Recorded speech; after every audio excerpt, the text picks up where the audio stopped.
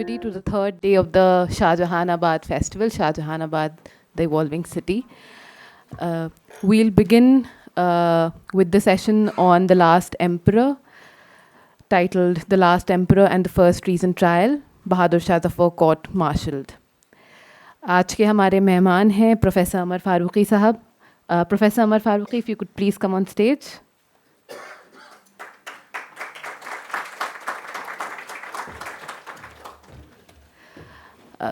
And Janab Salman Khurshid Sahab, if you could please come on stage.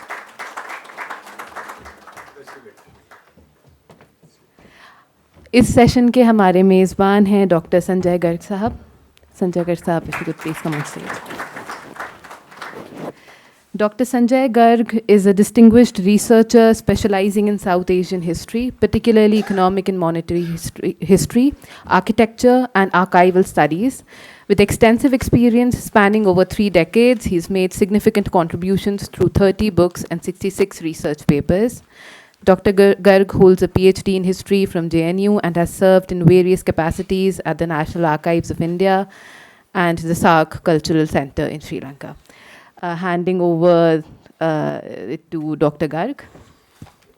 Thank you, Asha, and very good morning to all of you coming on a relaxed Saturday morning to this session. Thanks also to Mr. Atar Farooqi and Anjuman Tarike-e-Urdu for inviting me to host this session. I'm very privileged to have 2 very distinguished panelists alongside with me. On my left, Janab Salman Khurshid Sahab, who probably needs no introduction as such. Eminent politician, former union minister, coming from an illustrious family. He is also a playwright and an author, and several books have been authored by him. Including the very famous Sons of Babur, which was also a play.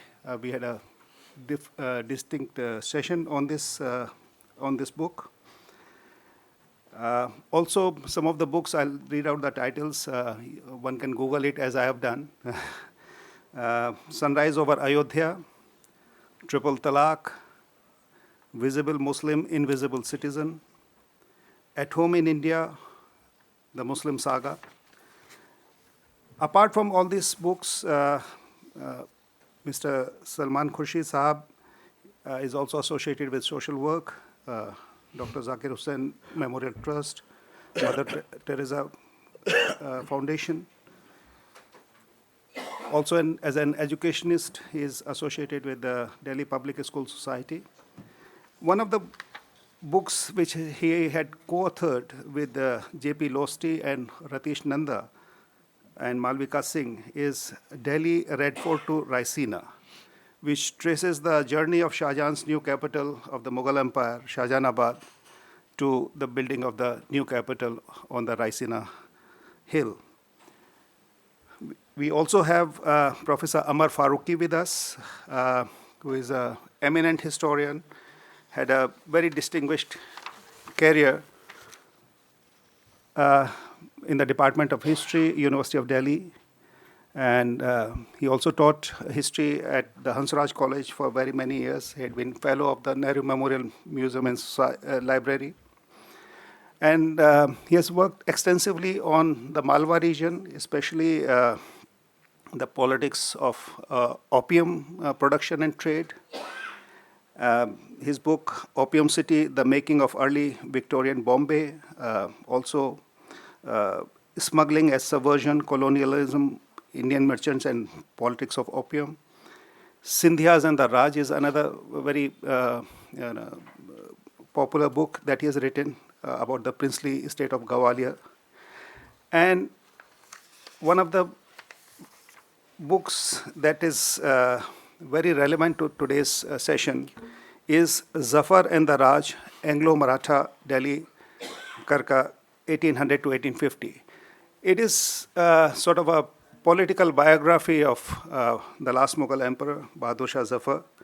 So let me begin by requesting Professor Amar Farooqi to tell us something about the protagonist that we are talking about. In fact, your book goes back into history and, about two emperors back, and then it traces how in fact, from 1803, if I'm correct. So over to you, Professor Farooqui. Thank you.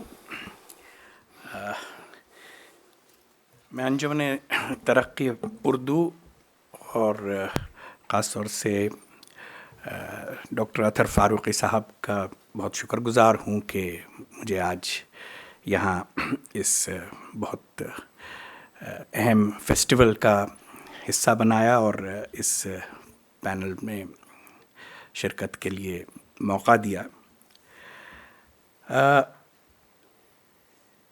मेरे ख़्याल से थोड़ा सा ज़्यादा तफसील से बाद में बोलें, लेकिन मैं सबसे पहले एक बात ज़रूर एम्फसाइज़ करना चाहूँगा कि बहादुर शाह का जो मुक़दमा, अगर उसे मुक़दमा हम माने, and we need to put trial in inverted commas, वो दिल्ली, तो क्रोनोलॉजी ये है 11 मई 1857 के बाद से जो सिपाही थे, जो बागी थे, दिल्ली के ऊपर उनका कंट्रोल इस्टेब्लिश हुआ. उन्होंने एक नई सरकार बनाई और 4 महीने तक वो दिल्ली के ऊपर उनका कंट्रोल रहा. We can regard this as a liberated zone. और फिर सितंबर में 14 सितंबर को अंग्रेज़ फ़ौज का पहला असॉल्ट हुआ और करीब 1 हफ़्ते तक वो असॉल्ट ऑफेंसिव उनका चलता रहा. और 20-21 सितंबर के आसपास दिल्ली दोबारा से अंग्रेज़ों ने उसके ऊपर अपना कंट्रोल इस्टेब्लिश करा. उसी दौरान अंग्रेज़ों ने बहादुर शाह और उनके ख़ानदान के जो मेंबर थे उनको गिरफ़्तार कर लिया. और सितंबर के बाद करीब 4 महीने बाद जनवरी के आखिरी हफ्ते में उन्होंने बहादुर शाह पर मुकदमा चलाया. उसका जो नेचर है, उस किस तरह की वो मिलिट्री कमीशन था, उस पर शायद बाद में हम चर्चा कर लें.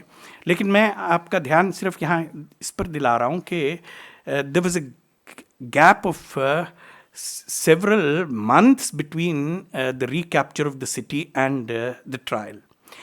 और इस ट्रायल को एक तरह से आफ्टर थॉट माना जा सकता है. और यहाँ मैं एक और बात ज़रूरी समझता हूँ कि इस पर एम्फसाइज़ करा जाए कि जनवरी के आसपास 1858 की शुरुआत से जो मेजर कैंपेन्स हैं, मिलिट्री कैंपेन्स, सेंट्रल इंडिया में और गंगा जमुना दोआब में, वो लॉन्च हुई.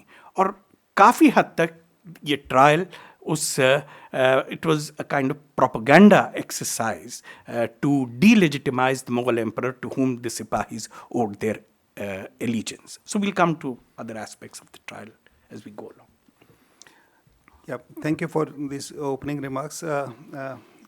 प्रोफेसर मिस्टर सलमान खुर्शीद साहब से मैं गुजारिश करूंगा कि जो आपने किताब में जिक्र किया है अपना Delhi red fort to Raisina, the whole character of Shahjahanabad and specially Qila Mohalla की जब हम लोग बात करते हैं तो how the family was treated during the capture which professor Farooqui was mentioning, and how I mean the English records calls him the ex-king or the Mughal king sometimes, but mostly as ex-king. So how ex-king and his family was treated before the whole drama of trial commenced later on. जी शुक्रिया. Thank you. Perspectively एक बात जहन में हम लोग रखें, keep this in mind, that before his capture, Bahadur Shah Zafar and his court had virtually been reduced to penury. जो भी उनका कोर्ट का जो भी साजो सामान था या जो भी whatever administration was done and required finances, वो periodically somebody was picked from the old city, from Chandni Chowk, who would, for the purpose of being known as the financier of the court and the treasurer of the court, would provide the money. So they were already living hand to mouth. Whatever little pension they would get from the British government also had come to an end after 1947. So they were in the normal course, they were in a very bad state, very bad state. I think that Farooqi Saab will confirm this. Okay, when he surrendered at Humayun's tomb, he took from Hodgson, he took a commitment that he would not be executed, which is the reason why after the trial, being death sentence was the obvious sentence that would be imposed in a trial of that nature. Halanki, we obviously don't accept that as a free and a fair trial. बहुत सारी उसमें कमियां थी. एक तो ये था कि was he properly legally represented. एक ये था कि it was a military type tribunal. Military tribunal की जो systems होते हैं वो मुख्तलिफ होते हैं from a proper court trial, etc., etc. So all that was there, and because he was given the commitment, the British government did to that extent accept that that commitment would prevail, and therefore the option was to have him transported to Rangoon. The curious thing is that he was finally buried in Rangoon after living a very miserable life there, and the irony is that that Burma's last king lies buried somewhere in Maharashtra. Yes. So in that sense, we share with what is Myanmar today. We share with Burma the extinguishing the last flame of whatever was the aspiration of the Burmese there and of Indians here. So हालांकि बहुत interesting literature है और आप लोग, I'm sure you are familiar with all that. जो आखिरी मुशायरे का concept था, आखिरी शमा, वही in fact उसका एक living example was Bahadur Shah Zafar himself, who presided over extinguishing of the final shama. But we have an eminent historian here. जब भी contemporary history लिखी जाएगी, whatever may be the pulls and pushes of present contemporary history, it'll be inadequate and incomplete, and people generations to come who will reflect upon what to assume, what to write, what to confirm, what to verify, will not be able to do it without starting with the aspiration of India's freedom. I have described this in unusual terms as Bahadur Shah expressing himself as the popular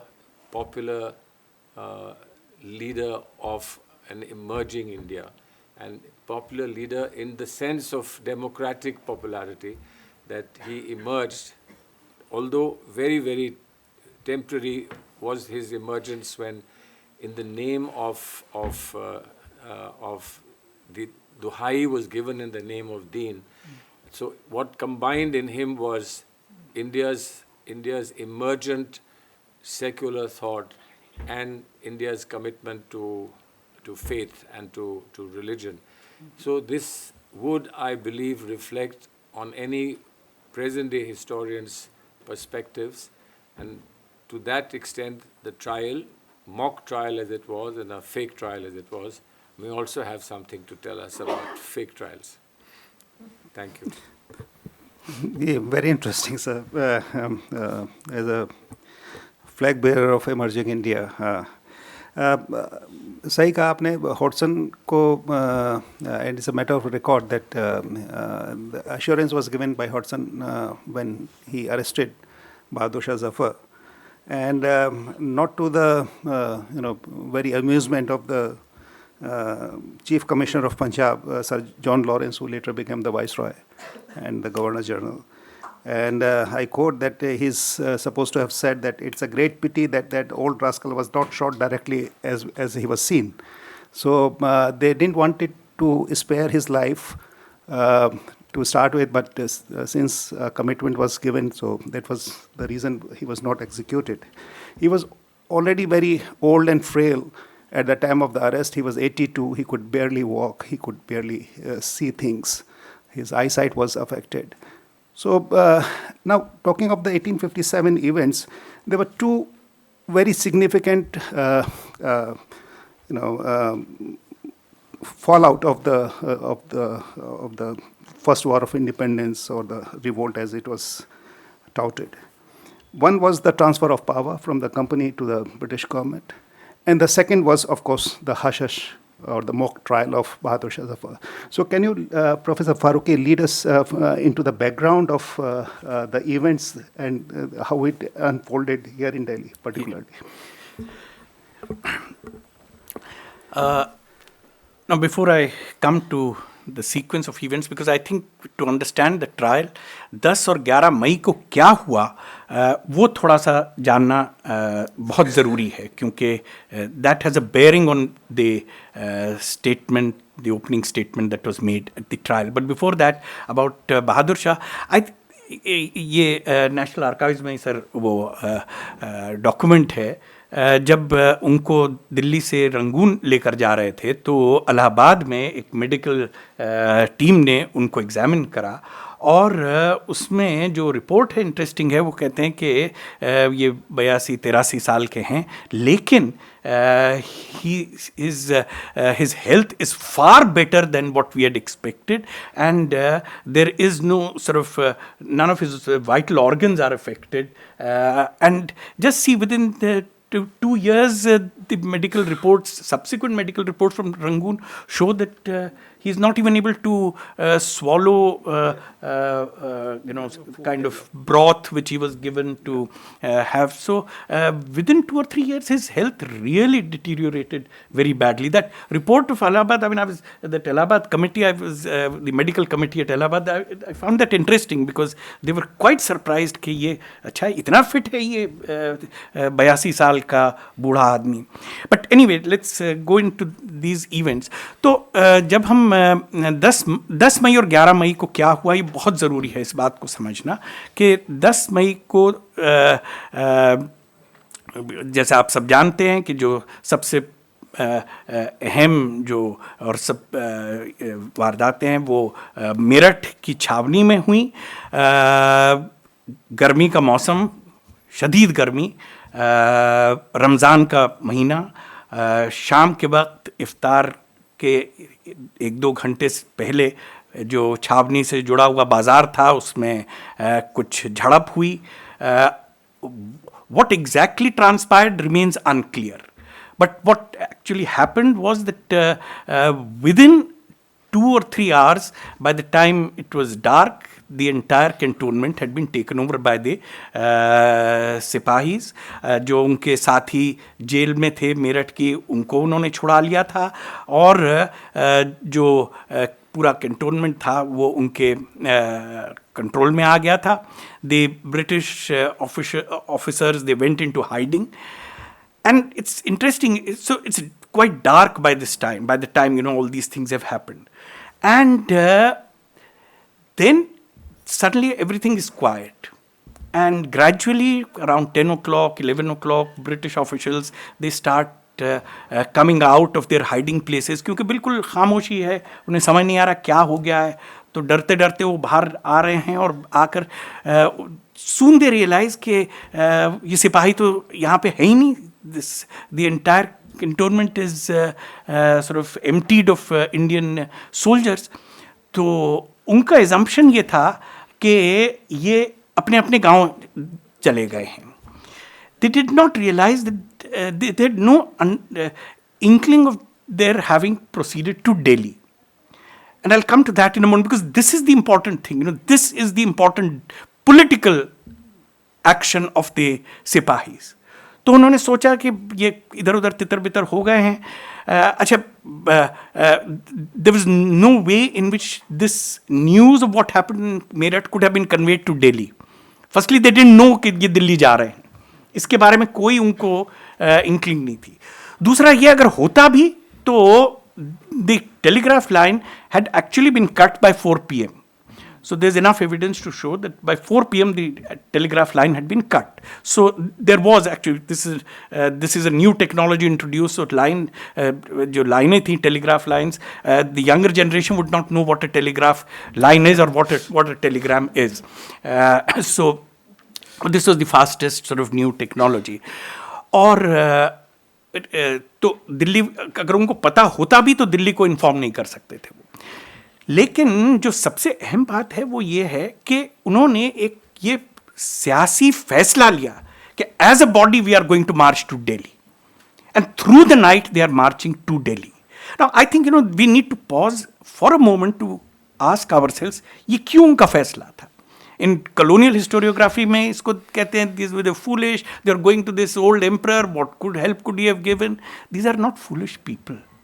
These are extremely well informed, among the most well informed people in the country. They sort of keep rotating between cantonments, they know what's going, दुनिया में क्या हो रहा है, अखबार पढ़ते हैं. और इसलिए उनको पता था कि बहादुर शाह के पास ना ख़जाना है. और सलमान खुर्शीद साहब अभी बता रहे थे कि दिल्ली में क्या हाल था, तो उनके पास ना ख़जाना था, ना उनके पास कोई इसलाह था, ना उनके पास कोई फौज थी. So why are they going to Delhi?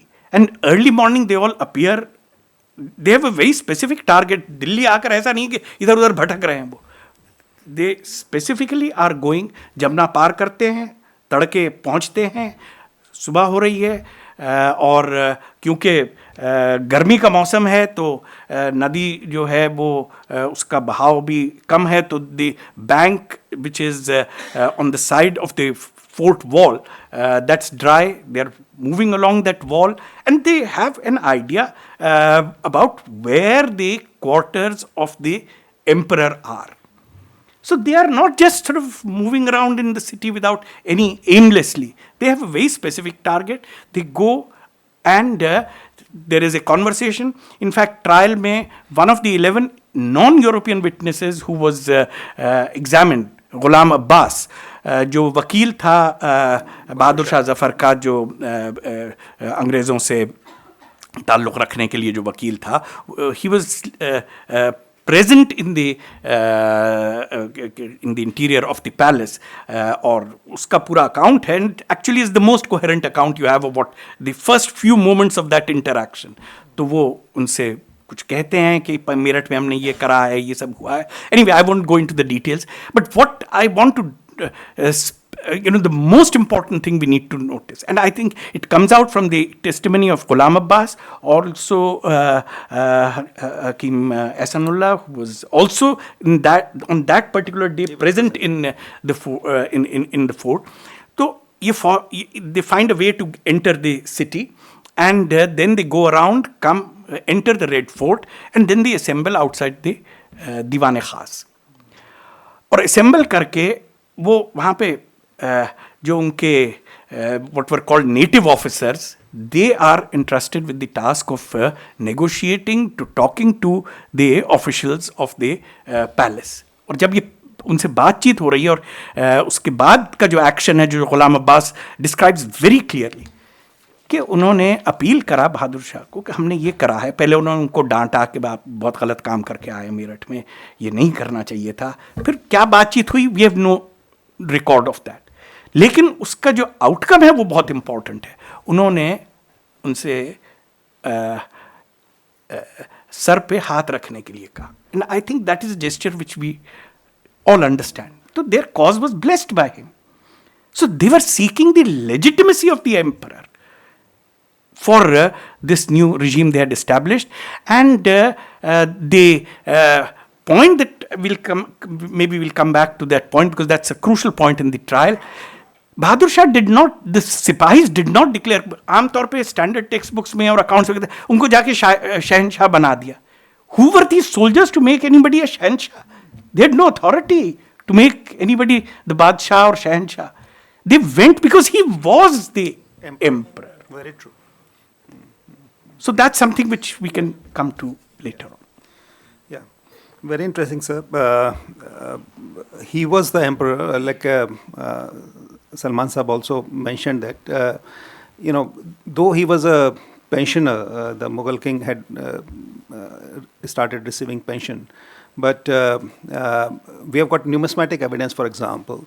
The Delhi Mint, Shahjahanabad Mint, was closed in 1818.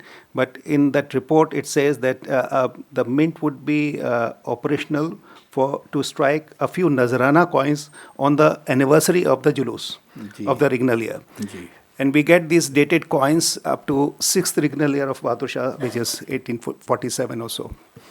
So now, on those coins, all the regal titles and everything is available for us to see.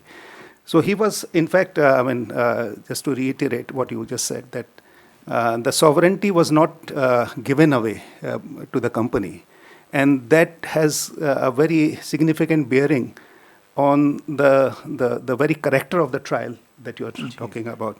So, Salman Sahab, if you can come in at that point, this trial, which was a military court-martial, was against the victims of the so-called revolt. So the victims became the judges. And whether it was a tool of colonialism, as some scholars call it, or what was the legitimacy of the trial before we come to the trial per se?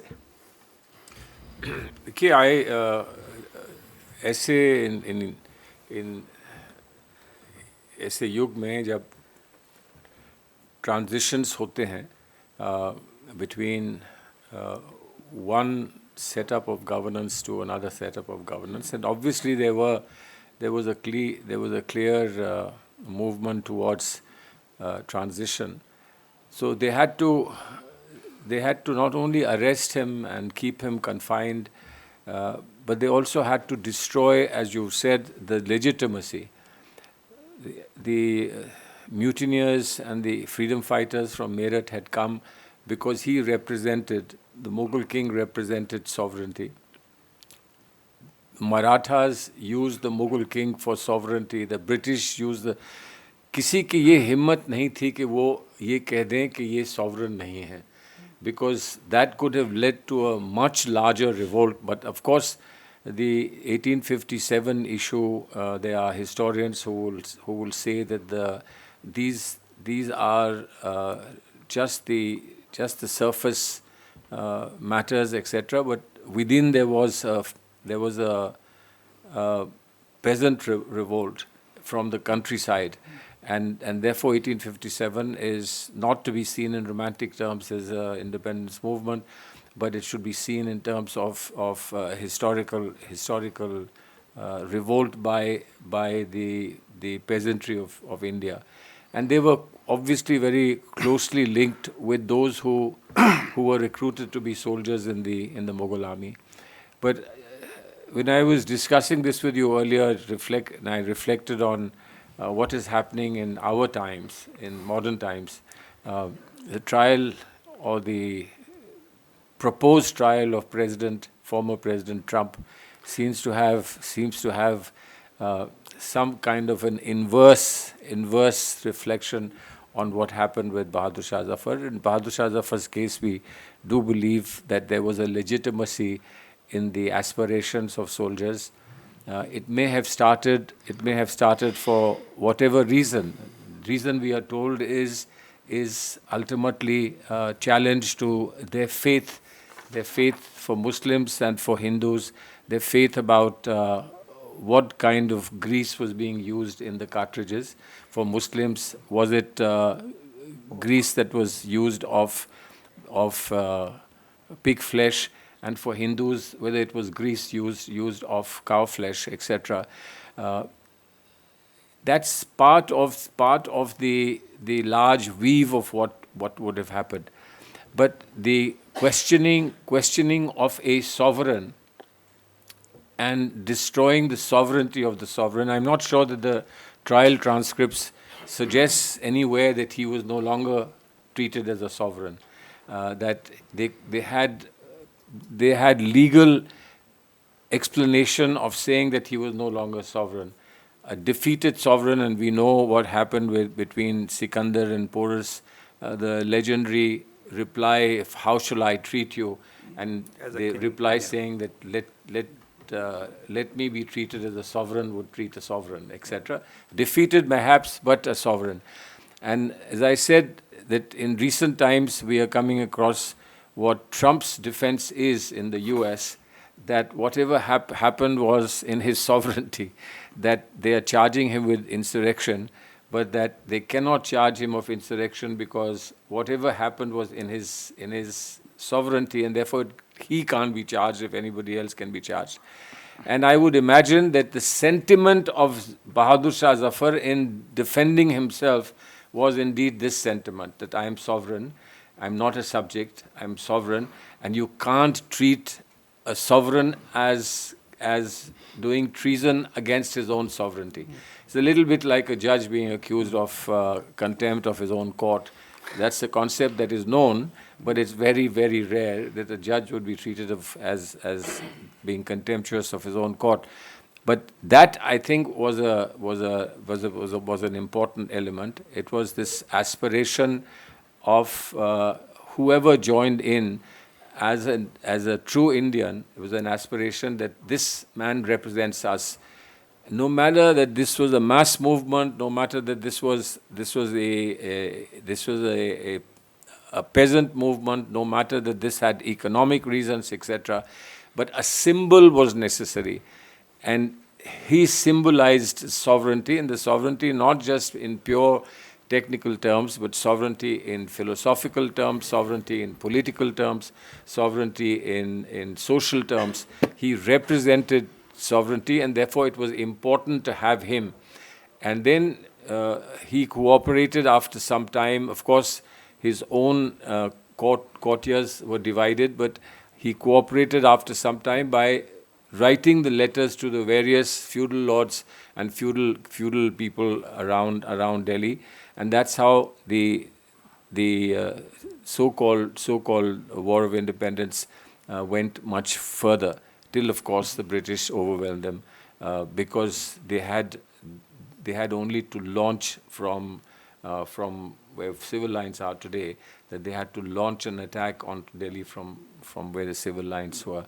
So he had already made the greatest sacrifice he had to make when his sons' heads were placed before him from the Khuni Darwaza. They were placed before him on platters, described by me in the play as the Akhri Nazrana that was offered to Bahadur Shah Zafar. Professor Farooqi, now we move on to the trial proper. There were certain charges against him, and I mean, on the face of it, they sound very ridiculous. So could you just elaborate about the composition of the court, the charges, and how the trial actually was conducted? Political charges are always ridiculous. Yes. Quite Very right. true. Very true. No, I think, and you know, the point that's a very important point that you made about that sovereignty, not just in a sort of legal sense, but in a philosophical sense. I think that's something which is important, and I think that also shapes the understanding of the Sipahis and other rebels about the place of the Mughal emperor in the larger scheme of things. तो थोड़ा सा बहुत briefly मैं ये जो trial है इसके बारे में, ये जो मिलिट्री ट्राइब्यूनल था इसके बारे में ज़रा सी बात करना चाहूँगा. तो जब मई में गदर की शुरुआत हुई तो अंग्रेज़ों ने कई इलाकों में मार्शल लॉ के प्रोविजंस नाफिज करे, लागू करे। जून 1857 में जो रीजन दिल्ली और उसके आसपास का है उसमें मार्शल लॉ लागू करा गया।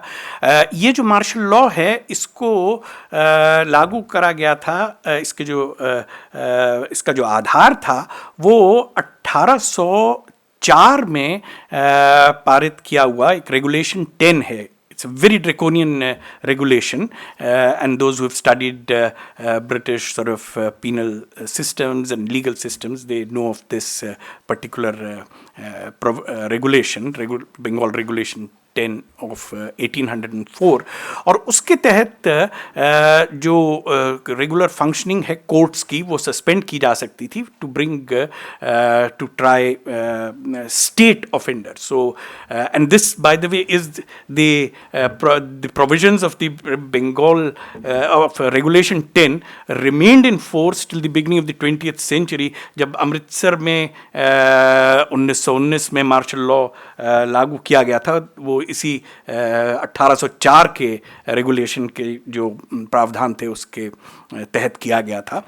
तो लेकिन एक और बात है, and I in the presence of a legal luminary it would be risky for me to say anything on this issue, but actually the British didn't really sort of frame laws which defined the role of these courts which would function if regular courts were suspended। तो उसके कोई specific laws नहीं है। और England के context में भी there is no sort of consensus on what in the 19th century martial law actually means।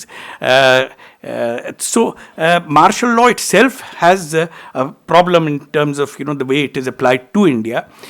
लेकिन उसका एक आउटकम ये था कि उसमें जो प्रावधान थे वो थे कि जो भी स्टेट ऑफेंडर्स हैं, those who've offended against the state, who've committed political offense, which meant really the rebels, they would be allowed, they would be tried by military tribunals और मिलिट्री कमीशंस, जिसमें मिनिमम 5 मेंबर्स का होना ज़रूरी था। तो बहादुर शाह को जब उस बहादुर शाह पर मुकदमा चलाने का फैसला लिया गया, तो उस वक्त जॉन लॉरेंस जो चीफ कमिश्नर थे पंजाब के, उन्होंने ये इंस्ट्रक्शंस इशू करी कि इनके खिलाफ मुकदमा चलाया जाए under the provisions of the martial law, and military commission should be constituted. 5 members का वो मिलिट्री कमीशन था, headed by lieutenant colonel Dawes, 3 majors and 1 captain from the British Army। So these are all British officers who were trying him। Or F.J. Harriet was the Deputy Judge Advocate General who was the prosecutor on behalf of the government। और ये trial 27 जनवरी को शुरुआत हुई, 9 मार्च तक ये trial चली। और जो भी बात हो रही थी कि चार्जेस की, so there are actually 2 charges that they bring, and one of them again goes back to that whole question of sovereignty। So Bahadur Shah का क्या स्टेटस था, क्योंकि जो when the charges were read out, the first charge against him that he was a false traitor who did not adhere to his allegiance, and that he declared himself emperor. Already in those charges he has been reduced to ex-king। Yeah. Already in that the charges he is declared as ex-king। But the interesting thing is that in the trial, this was not the issue on which most of the evidence was presented. If again the opening sentence said, these are not, the evidence isn't really going to exactly correspond to the charges. That's made very clear in the beginning. But the other charge on which he, a lot of the evidence was presented was that he did not do enough to save Europeans who had been captured in Delhi and then subsequently killed। So that became the substantial issue on which most of the evidence was presented। But I would just like to conclude by making a reference to 1922 में एक British scholar थे F.W. बकलर. उन्होंने 1922 में एक बहुत लंबा एस्से लिखा जो उस समय का इतिहास लेखन था, उसके बिल्कुल विरुद्ध था. He stands out as somebody who goes completely against the opinion in most of the writings of that time. क्योंकि 1857 के बाद it became embarrassing to acknowledge कि ईस्ट इंडिया कंपनी की ऐसी रिलेशनशिप थी मुगल बादशाह के साथ जिसमें there was an acknowledgement of that sovereignty. नाजर आपने उसकी सिक्कों की बात करी, तो 1857 के बाद इट वाज वेरी एम्बैरेसिंग, और इसलिए that history was completely erased. लेकिन 1922 के इस एस्से में political theory of the Indian mutiny Buckler ने ये बताने की कोशिश करी कि actually the British derived, there was a long history of that relationship. He examined the trial very closely and he said कि ये trial went against all the practices, the way in which the Mughal emperor was very crucial to legitimizing company's rule. In fact, he says that the company did not derive its authority from the sword, from charters, from acts of British Parliament, but from the farmans issued by the Mughal emperor from 1765 onwards. तो फरमान वो सबसे अहम है, और उन्होंने acknowledge करा उस sovereignty को.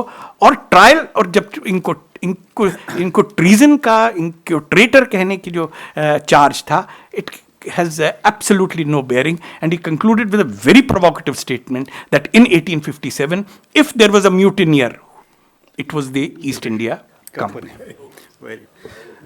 Very interesting, sir. For the benefit of the audience, I'll just read out the exact wordings of the charges. There were 4 charges on which he was asked to plead guilty or not guilty.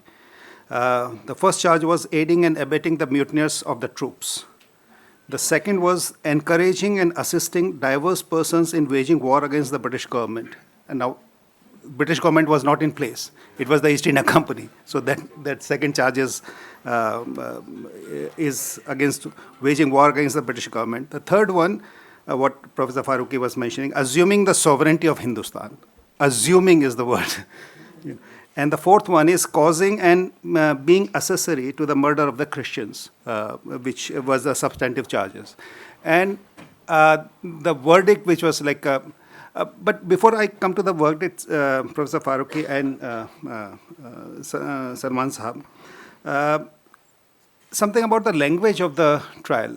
5 लोगों का आपने जिक्र किया जो सारे फौजी अफसर थे, किसी को हिंदुस्तानी नहीं आती थी, और जब उनको चार्जेस पढ़ के सुनाए गए बहादुर शाह जफ़र को, तो पहली बात तो उनकी जो ताब शनीदन थी तो वो काफ़ी माजूर थे बेचारे. तो 2-3 बार उनको बताया गया. एक नाम आता है जेम्स मर्फी का, जो डिप्टी कलेक्टर ऑफ कस्टम्स थे, and he acted as a interpreter. और जॉन लॉरेंस ने काफ़ी तारीफ़ की कि उन्होंने बड़ा अच्छा काम किया. तो जब चार्जेस उनको सुनाए गए, बड़ी मुश्किल से उन्होंने सुने, then he said not guilty.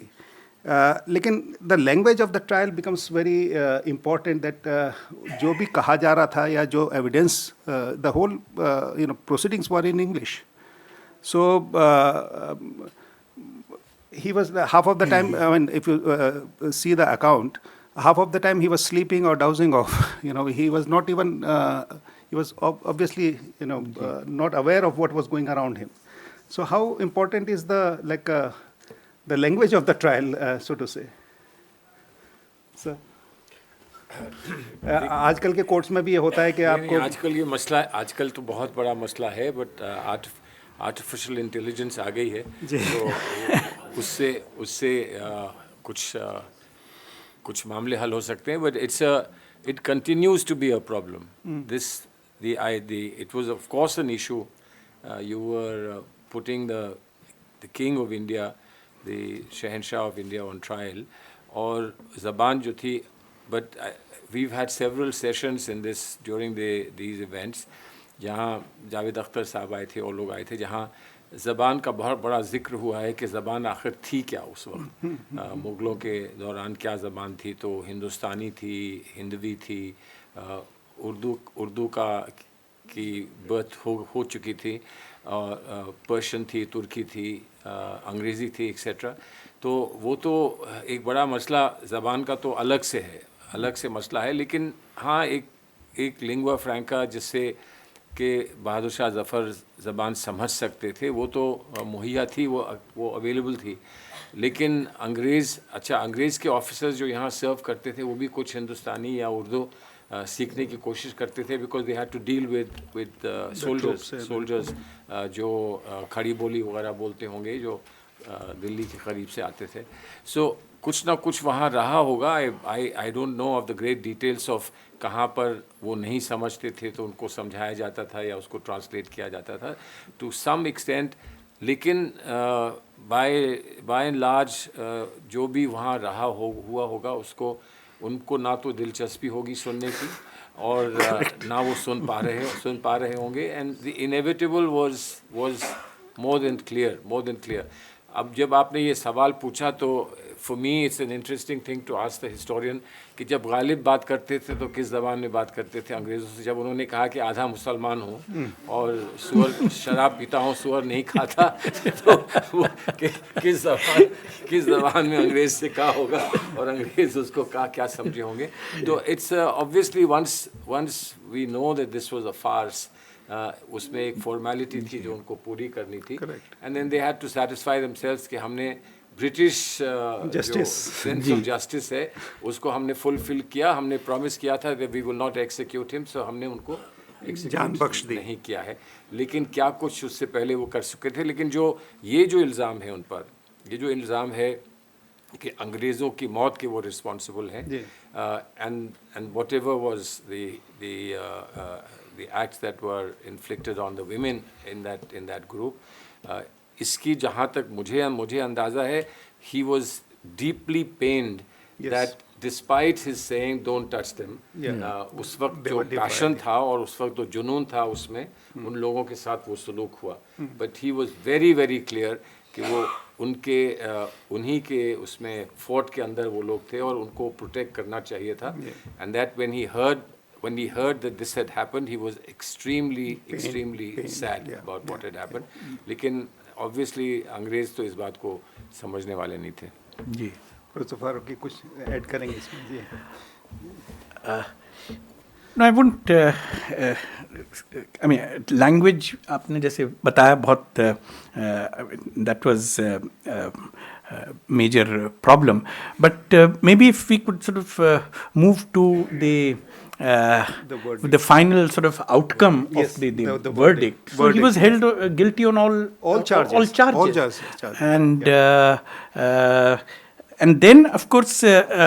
I mean, the British hadn't really decided what to do with him.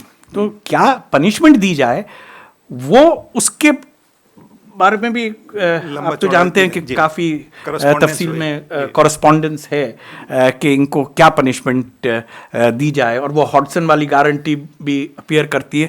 I just want to sort of make a little comment over here कि परहैप्स अभी ऑपरेशंस चल रहे हैं पूरे जनवरी से लेकर और monsoon season तक 1858 के ये सब operations, major military operations, central India, Doab, eastern India are going on. And my sort of, I just want to place this for your consideration that, guarantee would have meant nothing. कौन bother कर रहा था कि बहादुर शाह के साथ क्या होगा? अगर उसको उन्होंने मार भी दिया होता तो कोई पूछने वाला नहीं था, ना कोई इंटरवीन करने वाला था.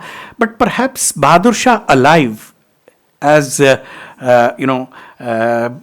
उसको ट्राई कर रहे हैं, आप उसको जेल में डाले हुए हैं, फिर आप सेंटेंस कर देते हैं कि वो रंगून जाएगा. Maybe had a little more publicity value than Bahadur Shah dead. तो I am just sort of placing this thought for your consideration. But it's almost 7 months after the trial that they eventually, after the verdict, that they decide to transportation for life उनका sentence है और उनको भेजा जाएगा Rangoon में. The place of transportation also has to be decided, so he's sent off to Rangoon. And again, in terms of the legal position, Bahadur Shah पर तो मुकदमा चला, what ever fake trial, but even that kind of fake trial was not conducted for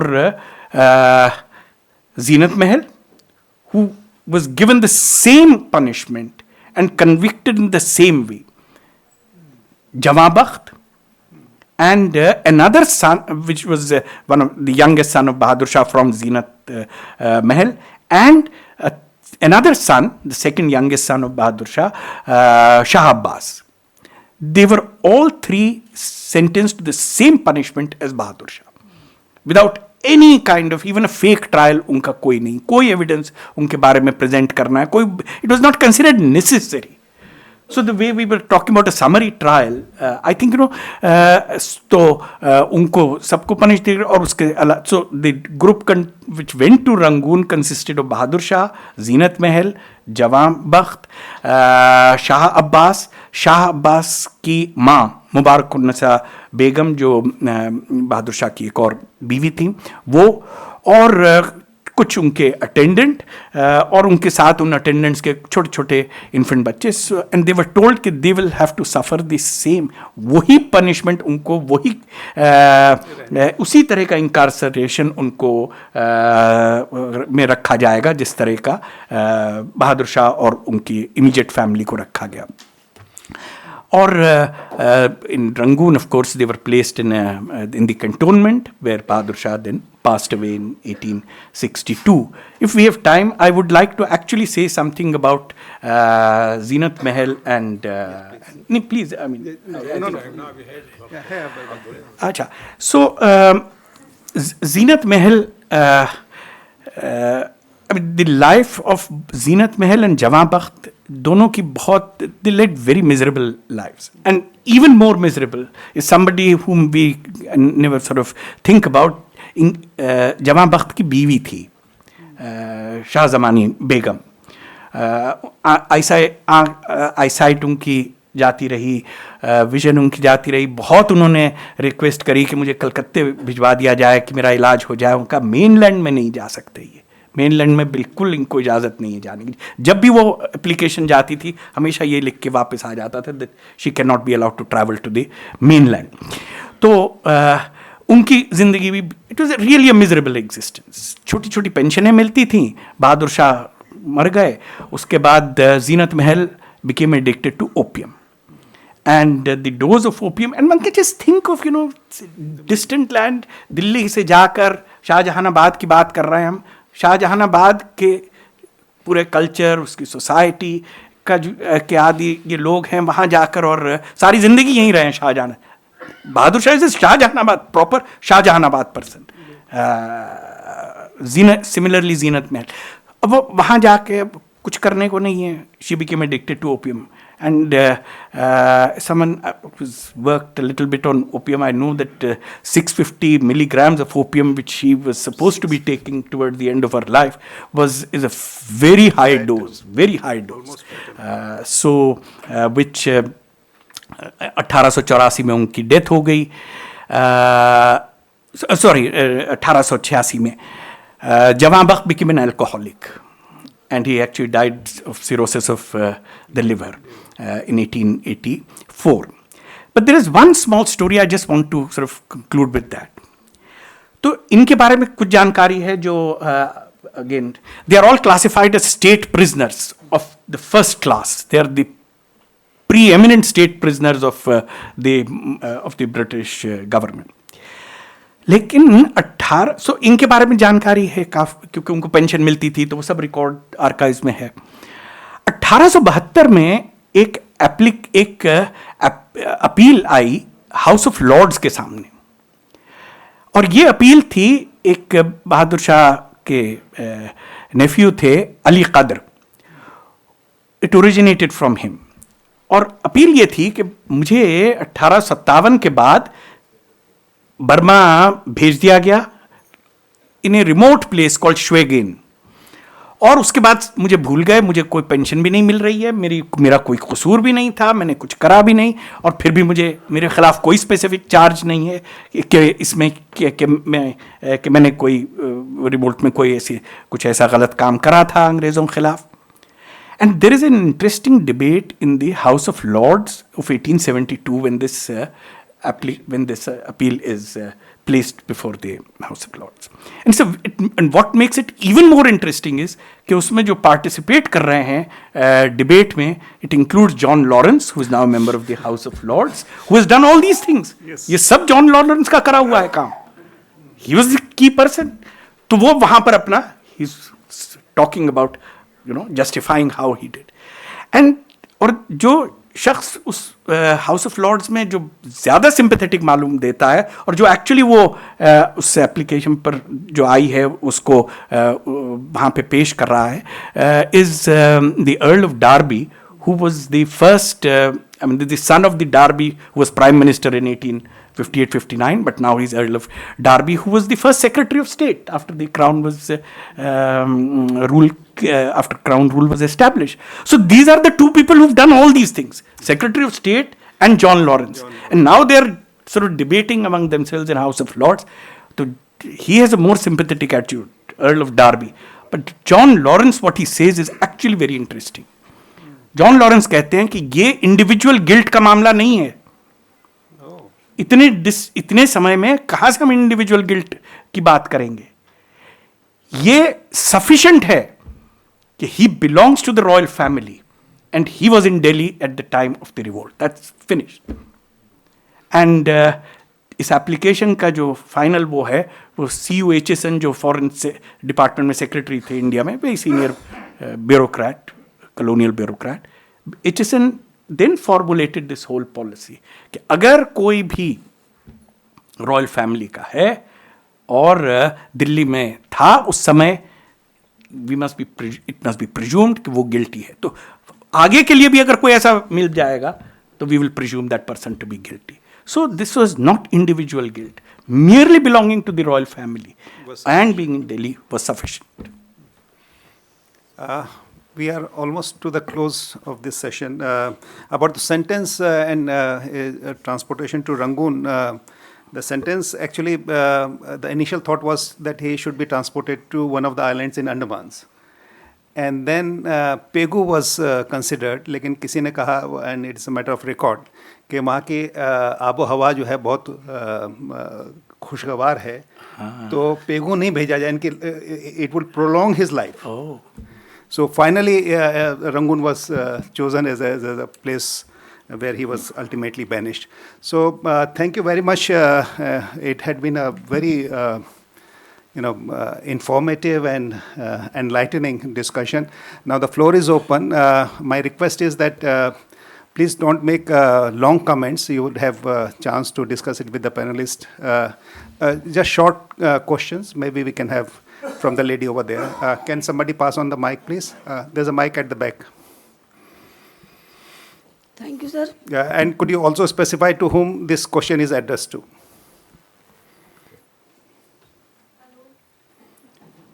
No, you don't touch the button, just speak. Yeah. Well, question for you, sir. Sir, एक तो ये अंजुमन उर्दू हिंद का programme है उर्दू ज़बान का. जी. Sir, आपने question किया कि मुझे नहीं मालूम कि किस ज़बान में उस वक्त बात हुआ करती थी मुग़ल पीरियड में. जी. तो सर मैं आपको बता दूं कि जब कलकत्ता में फोर्ट विलियम कॉलेज कायम हुआ था तो उर्दू ज़बान के लिए और फ़ारसी ज़बान के लिए वो कायम हुआ था. अंग्रेज़ों ने सर फ़ारसी और उर्दू ज़बान वहाँ से सीखी थी, फोर्ट विलियम कॉलेज से. तो सर आप इसको मत भूलिए कि उर्दू ज़बान अंग्रेज़ों ने यहाँ से सीखी थी. उर्दू ज़बान दिल्ली की ज़बान है और उर्दू ज़बान को सर तरक्की देने में आपको काम करना चाहिए. मेरा नाम सर TN भारती है. मैं जर्नलिस्ट हूँ, जम्मू कश्मीर मीडिया से मेरा ताल्लुक है सर, प्रिंट मीडिया से, और मैं आपकी पूरी कवरेज करूँगी उस अखबारों के लिए सर. जी, बहुत तो सर मैं आपको बता रही हूँ, आपने सर इन्फॉर्मेशन आप पूरी क्यों नहीं लेकर आए? आप आपको सर पूरी इन्फॉर्मेशन लेकर आनी चाहिए सर. पार्शलिटी कर रहे हैं आप उर्दू ज़बान के लिए. आप उर्दू ज़बान के लिए काम करती है, उर्दू को जिंदा रखिए, उर्दू को मारिए मत उर्दू को. आप नहीं, देखिए उर्दू और मुसलमान का मतलब जो आप बात कर रही हैं, मतलब मुसलमानों की ज़बान नहीं है ये बात. आप नॉट अ मैटर ऑफ मुसलमान सर. मैंने मुसलमान का नाम ही नहीं लिया. आपने लिया नाम? No, not at all sir. बहरहाल मैंने मुसलमान का नाम नहीं लिया. मैंने कहा उन लोगों ने. अगर सवाल खत्म हो गया तो मैं जवाब दूं. अंग्रेजों ने उर्दू सीखी थी सर, मैं आपको ये बता रही हूँ. सवाल ये नहीं है कि अंग्रेज़ों ने उर्दू सीखी या फ़ारसी सीखी. सवाल जो मेरा था वो कि ट्रायल जब हो रही थी तो वो किस ज़बान में हो रही थी, और जो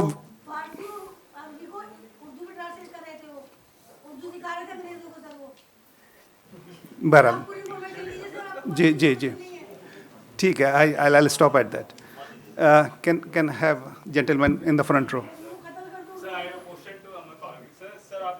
माइक ले लीजिए प्लीज़ सर आप सॉवरेनिटी के ऊपर बता रहे थे तो हम ये पूछना चाहते हैं कि 1833 में जब सती के खिलाफ फीमेल इनफेंटिसाइड और सती के खिलाफ विडो सती के स्पेसिफिकली जो केसेस होते हैं वो राजा राम मोहन रॉय ये सब हाउस ऑफ लॉर्ड्स में जाते हैं तो जो पब्लिक मासेस थी या इंटेलेक्चुअल जो उस समय के राजा राम मोहन रॉय वो जफ़र के पास नहीं जा रहे थे उस चीज़ को ले कि हाँ इसके खिलाफ या मतलब कोई और भी केस के अगेंस्ट मतलब इसके अगर जो सती के अगेंस्ट जो लॉ पास हो रहे हैं ब्रिटिशर्स के उसके अगेंस्ट में कोई लोग जफ़र के पास नहीं जा रहे थे तो हम ये मान सकते हैं कि पब्लिक मासिस में जो बंगाल के उसमें इंटेलेक्चुअल्स उनके पास एक क्लियर था कि सोवरेन कौन है बजाय इसके कि हम अभी 1857 को देखें विद योर परमिशन या प्लीज़ सो क्योंकि वक्त नहीं था इसलिए मैं इस बहुत तफसील में नहीं गया लेकिन असल में जो बकलर का आर्टिकल है उसके ऊपर काफ़ी उसके आगे भी डिबेट है क्योंकि उस समय ही दो स्कॉलर्स ने उनका क्रिटिक छापा था कि ये मुग़ल तो पावरलेस हैं और ये किस तरह से इनको बता रहे हैं कि ये जो है इनके पास सॉवरेन अथॉरिटी और ये वो पूरी डिबेट जो है फिर और बकलर का अपना जवाब है कि वो कहते हैं कि ये पावरलेसनेस की बात नहीं है और डिस्टिंग्विश करते हैं between D jure and de facto authority so east India company की डिफैक्टो अथॉरिटी है असल में पावर ईस्ट इंडिया का है ये सवाल है कि सॉवरेन किसको माना जाए और उसमें जो डी जूरे अथॉरिटी है वो इस मुग़ल एम्परर की है. And this debate was again revisited, about 10-15 years back. Professor Sabyasachi Bhattacharya ने पूरा इस पर एक प्रेसिडेंशियल एड्रेस में इस बात को बहुत डिटेल में इसमें गए और जो अहम बात उन्होंने फिर ये दोहराई उनका कि जो क्रिटिक है दैट इज़ अ प्रॉब्लम क्योंकि what Buckler is talking about who has de jure authority और इसके बारे में कोई किसी का वो नहीं है दो राय नहीं है कि डिफैक्टो वो है. So obviously nobody was going to go to the Mughal emperor क्योंकि actual authority is wielded by the East India company. So this only about symbolic importance, legitimacy and the sovereignty and de jure authority. Dr. Chenna, please. Thank you. It's been a great privilege listening to such a distinguished panel. Just to add to what Professor Farooqi just said, is जहाँ तक सिपाहियों का सवाल था, उनका एक there was a saying amongst them that said खल्क खुदा का, मुल्क बादशाह का और हुकूमत कंपनी बहादुर की. So that the sense that the sovereignty was derived from the symbolic Mughaliya Sultanate. And that, of course, is what I think has been very eminently brought out by the panel. Thank you very much.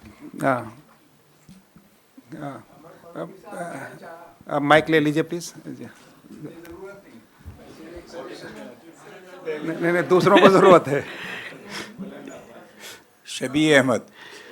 अमर फारूकी साहब से मैं कहना चाहूँगा कि अगर इस पूरे process का में हकीम असदुल्लाह खां के साथ मिर्ज़ा इलाही बख्श और मिर्ज़ा इलाही बख्श की बेटी जीनत महल का आपने जिक्र किया तो कहा जाता है कि देयर वाज ए कॉन्स्पिरेसी और there was a constant dialogue between the British forces and these three persons. तो अगर इस पर कुछ रोशनी डालें तो बड़ी बेहतर. शुक्रिया. Gentleman here, then there, and that lady would be the last one. Yeah. ये जो कहना है कि इनको एग्जीक्यूट इसलिए नहीं किया गया क्योंकि लेफ्टिनेंट हडसन ने उनको प्रॉमिस किया था. मैं समझता हूँ कि अगर इनको एग्जीक्यूट करते तो इस देश में और बड़ा हंगामा हो जाता.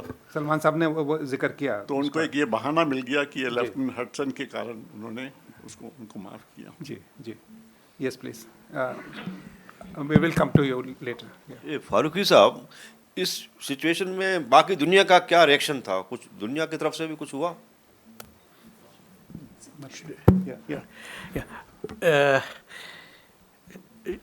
शबी साहब, इलाही बख्श का आपने जिक्र करा, बहुत सही है, क्योंकि उनका बहुत इसमें रोल, इनको गिरफ्तार कराने में उनका बहुत अहम रोल था। तो मेरे ख्याल से इसको अगर हम लार्जर उसमें जो पिक्चर है वो उसको देखें, उसमें हॉडसन का भी बहुत अहम रोल है कि अंग्रेज़ दिल्ली में 50 साल से उनकी हुकूमत थी। दे वर वेरी वेल एंट्रेंच्ड, और ऐसा नहीं है कि उनके सिंपथाइजर्स, उनके कोलैबोरेटर्स वगैरह नहीं थे। तो Ilahi Bakhsh was part of that group जो eventually was played a very important role आखिर में उनको इंफॉर्मेशन प्रोवाइड करने में। और इसमें 2 और लोग हैं मेरे ख्याल से जिनका नाम बहुत अहम है, रजब अली और जीवन लाल। और मुंशी जीवन लाल तो भी 2-3 पुश्तों से वो उसमें जो कचहरी थी, जो ईस्ट इंडिया कंपनी की एस्टैब्लिशमेंट थी, उसमें बहुत इंपॉर्टेंट फिगर थे। And the person who actually played a important role organize करने में ये सब वो हॉडसन था। तो हॉडसन, रजब अली, जीवन लाल, इलाही बख्श, ये बड़ा, अब आखिर में तो बहुत पावरफुल ये नेटवर्क बन गया था। तो वो आपने बिल्कुल सही कहा कि इलाही बख्श का बहुत इंपॉर्टेंट उसमें रोल है। About the reactions in other parts of the world, actually there's some very interesting work on what is being written in France, Spain में क्या लिखा जा रहा है, जर्मनी में क्या लिखा जा रहा है। एक किताब भी है जिसमें वहाँ के वो ट्रांसलेशंस हैं। दिलचस्प बात यह है कि 2 बात जल्दी से मैं कहूँगा कि वो रिप्रोड्यूस कर रहे हैं, उनके पास बहुत कम अपने इंडिपेंडेंट सोर्सेज हैं, तो वो रिप्रोड्यूस कर रहे हैं यहाँ पे जो भी अंग्रेज़ जो भी न्यूज़ प्रोवाइड कर रहे हैं उसको। लेकिन उनका एंगल बहुत इंटरेस्टिंग है, जैसे फ्रेंच का एंगल बहुत इंटरेस्टिंग है। वो कहते हैं कि देखो ये सब बदमाश हैं, इन्होंने सब गड़बड़ कर रखी है सिपाहियों ने, लेकिन हम अगर होते तो इनको ठीक से हैंडल कर लेते। तो उसमें अंग्रेज़ों का क्रिटिक भी जो है वो आ जाता है। तो स्पेनिश में भी है, इटालियन में भी है, लेकिन वो एंगल जो है वो ये कि ये देखो ये ठीक से चला नहीं पा रहे हैं, ये अगर हम होते तो ये होने ही नहीं देते, इस तरह की जो वारदात है। और यहाँ perhaps this is the place also to mention that the exception in terms of the attitude to the rebels were the writings of Karl Marx and Friedrich Engels. So they are also following कि क्या हो रहा है, लेकिन वो जिस तरह से इंटरप्रेट कर रहे हैं, we now have at least 25 articles published in the New York Daily Tribune which are sympathetic to rebels. वो चाह रहे हैं कि ये जीतें, लेकिन फिर प्रॉब्लम्स क्या हो रही हैं, किस तरह हो रही हैं, उनको भी वो कर रहे हैं. So that is something perhaps that way Marx and Engels remain an exception in the way they are talking about what is happening in, and this is for an American audience mainly. Can we have the last question from the lady over there? Thank you. I think it was a very enlightening talk. My question is somewhat adjacent to what to the trial itself. Salman Khurshid Sahab talked about the peasant revolution and the spreading in the central India region.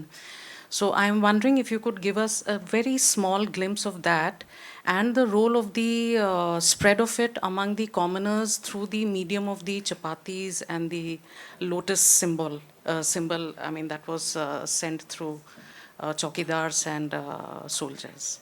Thank you. See, because of the sort of romantic element, we tend to concentrate 1857 entirely on the Sipahis coming from Meerut and then concentrated in what happened in Delhi.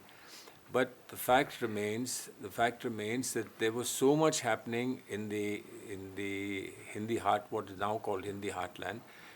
You've already mentioned this Chapati movement, etc.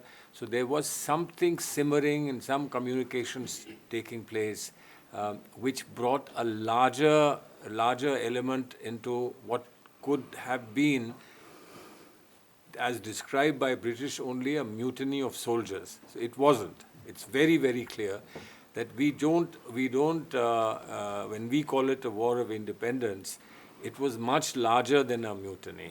It was much larger, and what was involved in it was more than what a normal mutiny is amongst military personnel. But there's a lot of writings, and I'm sure you're aware of how much more was happening there on the ground as far as the heartlands were concerned. And that's the reason why it took so long for the British. It wasn't just recapturing Delhi, but recapturing Delhi and then ensuring that you bring about control in other parts of India as well. So that's an important study, and a lot of Marxist historians have worked on it.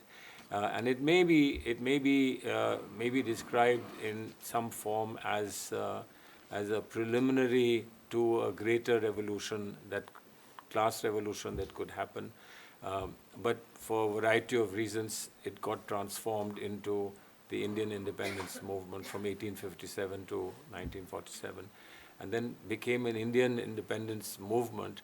But I'm sure that somewhere in that Indian independence movement was a huge contribution, which is basically a revolutionary constitution. And that revolutionary contribution is not simply about using force to achieve something that looks difficult to achieve, but it also had an ideological basis.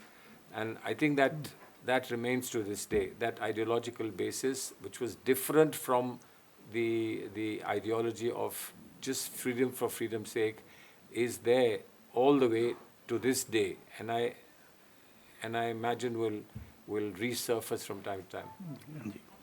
So, on that note, let me once again thank our eminent panelists. Thank you, Professor Farooqi. Big round of applause to, and Janab Salman Khurshid Sahab. Yeah, thank you. Thank you. बेहतरीन session. Thank you professor Farooqui, जनाब Salman Khurshid sahab and doctor Sanjay Garg. I got to learn a lot. मेरा तो दिल चाह रहा था ये session चलता रहे, बट